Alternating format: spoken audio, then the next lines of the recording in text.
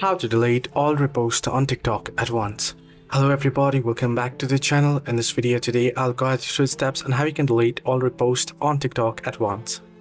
Well, without any further ado, let's get straight into the video. The process itself is actually pretty simple and pretty easy, so let me guide you through.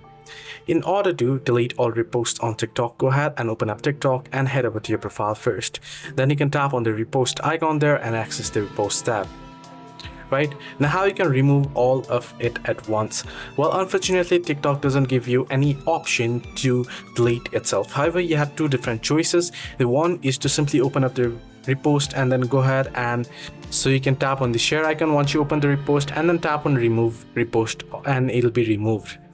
However, if you want to remove, if you have plenty of it and it's not possible to do it one by one, then you can head over to your settings and privacy, scroll down and head into the support option.